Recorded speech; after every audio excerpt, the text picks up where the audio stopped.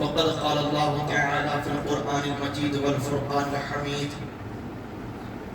أعوذ بالله من الشيطان الرجيم بسم الله الرحمن الرحيم فانكحوا ما طاب لكم من النساء صدق الله العظيم وصدق رسوله النبي الأمين المتين الكريم ونحن على ذلك لمن الشاهدين والشاكرين والحمد لله رب العالمین۔ عرض و معروض سے بیشتر انتہائی ادب و احترام اور عقیدت و محبت میں سب سے پہلے نبی اکرم صلی اللہ علیہ وسلم کی مقدس ذات کی طرف لو لگا کر درود شریف کا نذرانہ و ہدیہ پیش کریں۔ پڑھیے بآواز بلند اللہم صلی علی سیدنا و شفیعنا و حبیبنا و مولانا محمد وعد الجود والکرم و آلہ و اصحابہ وبارک وسلم صلاة و سلاما دائما ابدا علیک یا رسول اللہ صلی اللہ تعالی علیہ وسلم۔ انشاءاللہ الرحمن یہ جمعہ اور اس کے بعد انشاءاللہ ایک دو تقریر کا عنوان مسائل و فضائل نکاح و مسائل طلاق رہے گا۔ انسان کے لیے مسلمان ہونے کے بعد سب سے بڑا اہم فرض یہ ہے کہ وہ اللہ کی بندگی عبادت کرنے کا طریقہ سیکھے اور جانے۔ توحید قبول کرنے کے بعد، ایمان لانے کے بعد اللہ کی بندگی اور عبادت کے جو بھی احکام اس کی طرف عائد ہوتے ہیں، جو بھی فرائض اس پر لازم ہوتے ہیں، وہ سیکھے اور جانے۔ عزیزان کرام وقار، اسلام میں مسلمان کی زندگی میں ایک بہت بڑا حصہ اور بہت ہی زیادہ اہمیت کا حامل نکاح کو بنایا ہے۔ نکاح سے فقط ایک یا دو آدمی کی تسکین مقصود نہیں ہوا کرتی ہے، بلکہ اس کے اندر ایک قبیلہ، ایک معاشرہ، ایک خاندان، ایک پریوار ڈھلتا ہے اور دو اجنبی قبیلے اور خاندان آپس میں مل کر ایک ہو جاتے ہیں۔ اسی لیے نکاح کو بڑی اہمیت حاصل ہے اسلام کے اندر۔ میرے اور آپ کے آقا نبی اکرم صلی اللہ علیہ وسلم نے ارشاد فرمایا النکاح من سنتی فمن رغب عن سنتی فلیس منی۔ نکاح میری سنت میں سے ہے، جو شخص میری اس سنت سے اعراض کرے، درکنار ہونے کی کوشش کرے، سرکار نے فرمایا فلیس منی، وہ مجھ میں سے نہیں۔ میرے آقا نے ارشاد فرمایا تم میرے گروہ میں شامل ہونا چاہتے ہو تو تمہیں نکاح کرنا ہوگا، تمہیں نکاح کی سنت اپنانی ہوگی، نکاح کے خوبصورت طریقے سے اپنے آپ کو وابستہ کرنا پڑے گا۔ آپ بتائیے نبی کریم صلی اللہ علیہ وسلم نے اپنی سنتوں پر عمل کرنے کے لیے سب سے زیادہ اگر کسی چیز پر تاکید فرمائی تو ان میں سے ایک ہے نکاح۔ اور میرے اور آپ کے آقا نبی کریم صلی اللہ علیہ وسلم اسی دنیا کے بارے میں ارشاد فرماتے ہیں کہ دنیا اللہ رب العزت کے نزدیک ایک مردار سے زیادہ اہمیت نہیں رکھتی۔ جس طرح سے ایک انسان مردار سے گھن کرتا ہے، مردار کو دیکھ کر کے بھاگنے کی کوشش کرتا ہے، مردار کو دیکھ کر اس کے قریب نہیں جاتا ہے، اس سے تعفف محسوس کرتا ہے، اس سے کئی گنا زیادہ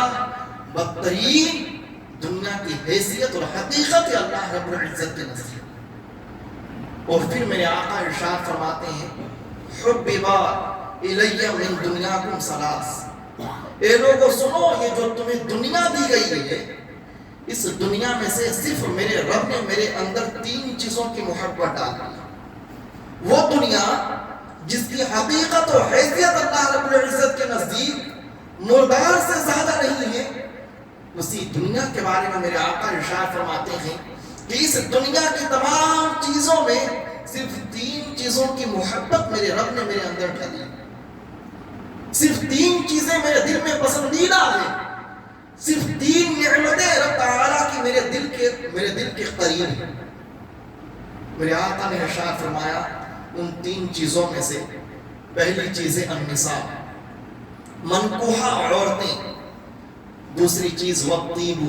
خوشبو، اور تیسری چیز میرے آقا نے ارشاد فرمایا وجعلت قرۃ عینی فی الصلاۃ، اور میرے آنکھوں کی ٹھنڈک نماز میں ڈال دی گئی۔ میرے آقا ارشاد فرماتے ہیں کہ دنیا کی نعمتیں اے لوگوں جو تمہیں دی گئی اس میں سے صرف میرے رب نے 3 نعمتوں کی محبت و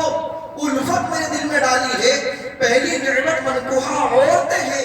میں جن عورتوں سے نکاح کر کے اپنی شریک حیات بنا چکا ہوں ان کی محبت میرے رب نے میرے دل میں ڈال دی ہے۔ میں ان کے اخلاق، ان کے کردار، ان کے گفتار، ان کے رکھ رکھاؤ اور ان کے وجود ظاہری اور باطنی سے محبت کرتا ہوں۔ میرے آقا نے منکوحہ عورتوں سے محبت کے بارے میں ارشاد فرمایا کہ ان کی محبت میرے دل میں ڈال دی گئی۔ دوسرے نمبر پر سرکار ارشاد فرماتے ہیں خوشبو، دنیا میں جو خوشبو اللہ رب العزت نے پیدا کی ہے اس کی محبت میرے دل میں موجود ہے۔ تیسرے نمبر پر سرکار نے نماز کا حکم فرمایا کہ نماز کی محبت میرے دل میں ہے۔ اب میں اس حدیث شریف کا کچھ نچوڑ اور خلاصہ آپ کے سامنے رکھنا چاہتا ہوں۔ بہت بڑے رائٹر، مصنف، قلمکار، اسکولر، صوفی اور اپنے وقت کے عظیم کتب اور غوث کے درجے پر فائز شیخ محی الدین ابن العربی اپنی کتاب فصوص الحکم میں اس کی حدیث کو نقل کرنے کے بعد اس کی جب تشریح کرتے ہیں تو فرماتے ہیں کہ یہ لوگوں ترتیب ذرا دیکھو، میرے آقا نے نمبر 1 پر منکوحہ عورتوں کو بیان فرمایا، نمبر 2 پر خوشبو کو بیان فرمایا، اور تیسرے نمبر پر سرکار نے نماز کا ذکر فرمایا۔ اس لیے کہ جب بندہ دنیا میں زندگی گزارتا ہے تو جب وہ دنیا میں رہتا ہے اس کا ایک ظاہری وجود ہے، اس کا ایک باطنی وجود ہے، اس کے کچھ خلوت کے معاملات ہیں اور کچھ جلوت کے معاملات ہیں۔ اس کی زندگی کا ایک پہلو تنہائیوں میں گزرتا ہے جس پر کسی کی نظر نہیں ہوتی، جسے وہ راز میں رکھتا ہے، جسے وہ پوشیدہ رکھتا ہے، جسے وہ مخفی رکھتا ہے، لوگوں سے اسے چھپا کر رکھتا ہے۔ اور زندگی کا ایک حصہ وہ ہے جو انسانوں کے بیچ میں گزرتا ہے، انسانوں کے سامنے گزرتا ہے اور لوگ ہمیں دیکھا کرتے ہیں۔ مطلب ہماری زندگی کا ایک پہلو خلوت و تنہائی والا ہے اور دوسرا پہلو جلوت و تجلی والا ہے۔ انسان جب خلوت میں زندگی گزارتا ہے تو اس کا باطن ہی صرف اس کو جان رہا ہوتا ہے، اس کے ظاہر پر کسی کی نظر نہیں ہوتی ہے۔ اور جب انسان جلوت میں زندگی گزارتا ہے صرف لوگ اس کے ظاہر کو دیکھ رہے ہوتے ہیں، اس کے باطن سے کوئی باخبر نہیں ہوتا۔ بہت باریک بات ہے، ذرا غور کریے، ایک ہے ظاہری زندگی اور ایک ہے باطنی زندگی۔ باطنی زندگی وہ ہے جسے خود وہ انسان جانتا ہے اور اس کا خالق رب جلال جانتا ہے، کوئی اور نہیں جانتا۔ لیکن ظاہری زندگی وہ ہے جو انسان بھی جانتے ہیں اور انسانوں کو بنانے والا خدا بھی جانتا ہے۔ ہم اپنی باطنی خرابیوں سے، باطنی ناپاکیوں سے، باطنی غلاظتوں سے، باطنی برائیوں سے، باطنی آلائشوں سے اگر پاک ہونا چاہتے ہیں تو میرے محبوب نے ارشاد فرما دیا کہ باطنی گندگی کو مٹانا چاہتے ہو تو نکاح کرو۔ نکاح کرنے سے انسان کی نگاہیں ستھری ہو جاتی ہے، زبان ستھری ہو جاتی ہے، شرمگاہ کی حفاظت ہو جاتی ہے، نفس امارہ قابو میں آ جاتا ہے، انسان قسم قسم کی برائیوں کی طرف جانے سے خود کو بچا لیتا ہے اور شیطان کے چنگل اور مکر و فریب میں آنے سے بچ جاتا ہے۔ جب انسان نکاح کرتا ہے تو اس کے باطنی وجود کے اندر پاکیزگی آ جاتی ہے۔ جب انسان نکاح کرتا ہے تو اس کا باطنی وجود مکمل خوبصورت آئینہ بن جاتا ہے۔ جب انسان نکاح کرتا ہے تو بڑی بڑی بدکاریوں سے اور ہولناک خطرناک جرائم سے محفوظ ہو جاتا ہے۔ نکاح باطنی طہارت کا ذریعہ، نکاح باطنی پاکیزگی کا ذریعہ ہے، نکاح اندرونی برائیوں کو مٹانے والا ایک نسخہ ہے۔ اور ظاہری پاکیزگی کیا ہے؟ انسان جب نہاتا ہے، وضو کرتا ہے، عمدہ لباس پہنتا ہے، تو اسے ہم کہتے ہیں کہ یہ اچھا صاف ستھرا رہنے والا شخص ہے۔ لیکن نظافت کی سب سے اعلیٰ کوالٹی اور سب سے اعلیٰ خصوصیت خوشبو لگانا ہے۔ جب کوئی انسان خوشبو لگاتا ہے، ہم اس کے قریب بیٹھ کر اس کی ظاہری نظافت، ظاہری پاکیزگی کو محسوس کر کے اس کے ہاتھوں اپنا دل بیچ دیتے ہیں، اس کے ہم محبوب و مرغوب اس کو اپنی نگاہ میں بنا لیتے ہیں۔ ہم اس کے یہاں جب اٹھتے بیٹھتے ہیں، وہ خوشبو محسوس کرتے ہیں، تو اس سے ہم بے پناہ پیار کرتے ہیں، محبت کرتے ہیں کہ دیکھو اس کا ناخن نہ بڑا ہے، نہ اس کے بال بکھرے ہوئے ہیں، نہ اس کا وجود بڑا گندا ہے، نہ اس کی شخصیت گندی اور میلی کچیلی ہے، بلکہ یہ خوشبو والا آدمی ہے، یہ معطر آدمی ہے، یہ مشکبار آدمی ہے، یہ خوشبو والا آدمی ہے۔ جب کوئی اس کے قریب جاتا ہے، اس کی نظافت کو دیکھ کر، اس کی پاکیزگی کو دیکھ کر، اس کی طہارت کو دیکھ کر، اس کے عمدہ رکھ رکھاؤ کو دیکھ کر اور اس کی زینت کو دیکھ کر کے اس کے یہاں اپنے دل کو بیچ لیتا ہے، اس کو اپنا محبوب بنا لیتا ہے، اس کو اپنا پسندیدہ بنا لیتا ہے۔ میرے آقا ارشاد فرماتے ہیں، اے لوگوں، اگر تم ظاہری پاکیزگی حاصل کرنا چاہتے ہو تو تم خوشبو لگاؤ، تم خوشبو کو اپنی زندگی میں اتارنے کی کوشش کرو، اس لیے کہ باطنی گندگی کو مٹانا ہے تو تمہیں نکاح کرنا ہوگا، اور ظاہری پاکیزگی تمہیں حاصل کرنی ہے تو خوشبو لگانا ہوگا، کیونکہ خوشبو انسان کے تمام باطنی خیال بظاہری پاکیزگی کا نچوڑ ہے، اور تمام ظاہری پاکیزگیوں میں اعلیٰ درجہ خوشبو لگانا ہے۔ آپ دیکھتے ہوں گے جو شخص خوشبو پسند کرتا ہے، آپ نے اس کے اندر نظافت محسوس کی ہوگی، اس میں طہارت محسوس کی ہوگی، اس کے اندر عمدہ لباس محسوس کیا ہوگا، اس کو گندگیوں سے دور رہنے والا محسوس کیا ہوگا، اس لیے کہ خوشبو میرے مصطفیٰ کی سنت ہے۔ اب میرے آقا ارشاد فرماتے ہیں کہ جب تم ظاہری پاکیزگی نکاح کے ذریعے حاصل کر لو، اور باطنی پاکیزگی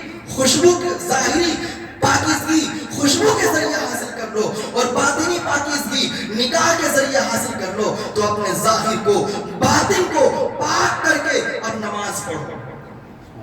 اب جب تم اپنے ظاہر کو اپنے باطن کو پاکیزہ کر کے نماز پڑھو گے تو نماز میں تمہیں لذتیں حاصل ہوگی، نماز میں تمہیں ٹھنڈک حاصل ہوگی، نماز میں تمہیں سرور ملے گا، نماز میں تمہیں اللہ رب العزت کا نور ملے گا۔ بلکہ حق تو یہ ہے کہ میرے آقا نے ارشاد فرمایا، الاحسان ان تعبد اللہ کانک تراہ فإن لم تکن تراہ فإنہ یراک۔ جب انسان اپنے ظاہر کو اپنے باطن کو پاکیزہ کر کے اجلا کر کے روشن کر کے رب تعالیٰ کی بندگی کرتا ہے، عبادت کرتا ہے، تو وہ اللہ کی عبادت اس طرح کر رہا ہوتا ہے کہ خدا کو دیکھ رہا ہوتا ہے، خدا کے جلووں میں مگن ہوتا ہے، خدا کا مشاہدہ کر رہا ہوتا ہے۔ اس مکان میں رہ کر لامتا کے جلوے اسے نظر آتے ہیں، اس مکان میں رہ کر پروردگار عالم کے تجلیوں میں وہ کھویا ہوا رہتا ہے۔ میرے آقا ارشاد فرماتے ہیں،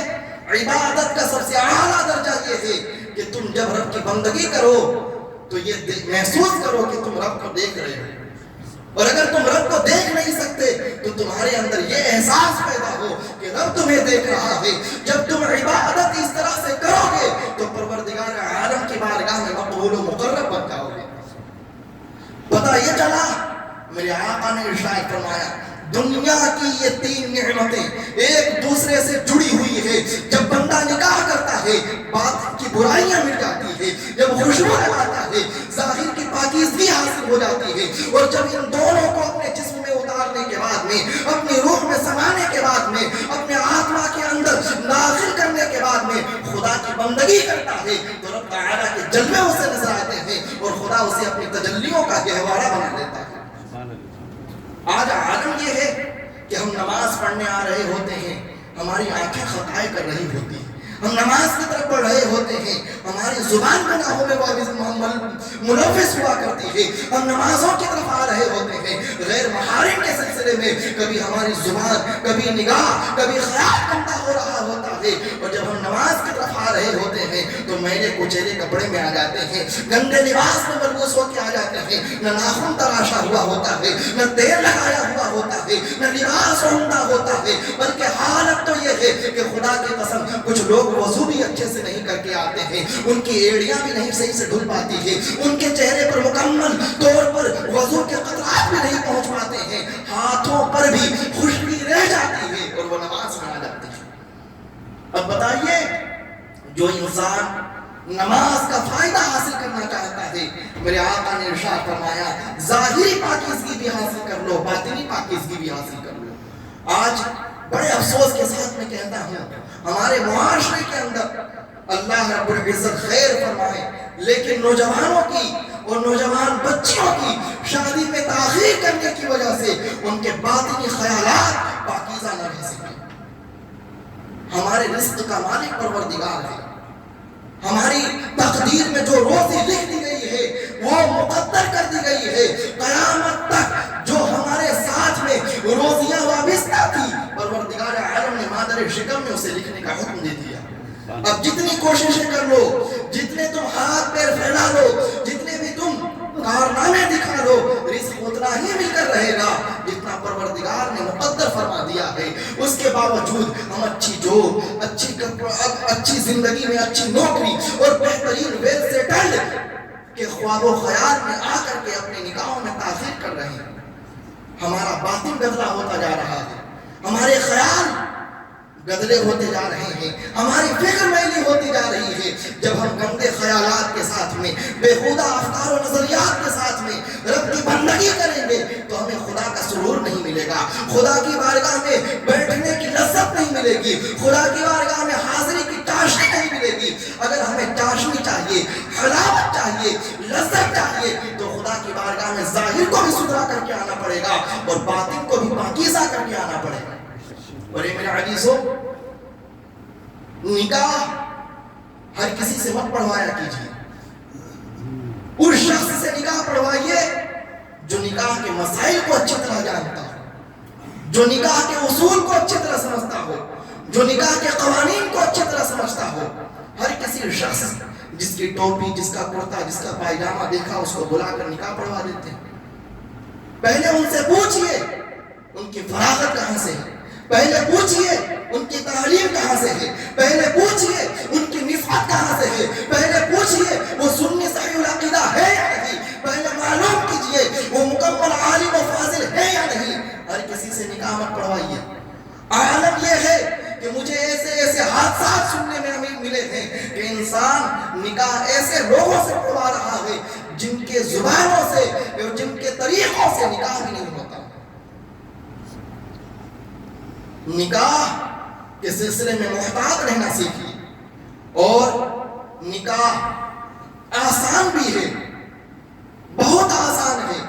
لیکن اگر طریقہ معلوم نہ ہو تو پھر یہ مشکل ہے۔ حد تو یہ ہے کہ نکاح بھی نہیں ہوتا ہے بہت سے مواقع پر۔ کچھ لوگ آج کے زمانے میں الگ الگ طریقوں سے نکاح کے ہیلے اور بہانے تلاش کر بدکاریاں کر رہے ہیں۔ معاذ اللہ رب العالمین، یہ دیکھنے کو ملتا ہے کہ جن عورتوں کا نکاح ہو چکا ہے اور جن کی طلاق اب تک واقع نہیں ہوئی ہے، ان کو بھی انسان اپنے نکاح میں رکھے ہوئے ہیں،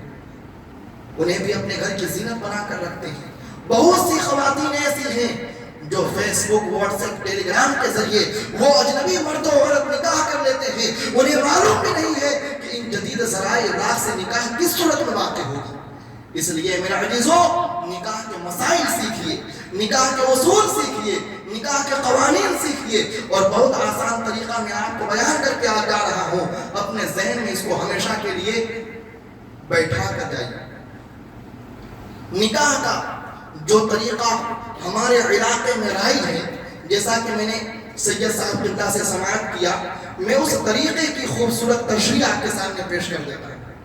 نکاح کا طریقہ یہ ہے کہ جس شخص کو بحیثیت قاضی نکاح آپ نے مقرر کیا، اس کو بلائیے۔ اب بلانے کے بعد دو طریقے ہیں، یا تو خود اس قاضی نکاح کو نکاح کا وکیل بنا دیجئے، یا آپ میں سے کوئی ذمہ دار شخص غیر محرم خاتون کے پاس جائے اور جانے کے بعد میں اس سے نکاح کرانے کی اجازت لے کہ میں فلاں بن فلاں سے اتنے مہر کے عوض میں ان گواہوں کی موجودگی میں آپ کا نکاح کرنا چاہتا ہوں۔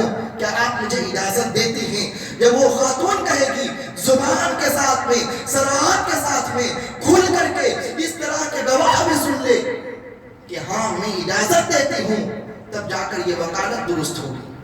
تب جا کر یہ وکالت صحیح ہوگی۔ اب وہ وکیل آئے، قاضی نکاح کے سامنے آ کر اقرار کرے کہ ہاں مجھے فلانا بنت فلاں نے اپنی طرف سے وکیل نکاح کا کر دیا ہے، اب قاضی صاحب آپ نکاح پڑھا دیجئے، یہ دونوں گواہ موجود ہیں کہ فلاں عورت نے مجھے اپنے نکاح کا وکیل بنایا۔ اب وہ عالم اس وکیل سے، ان دونوں گواہوں سے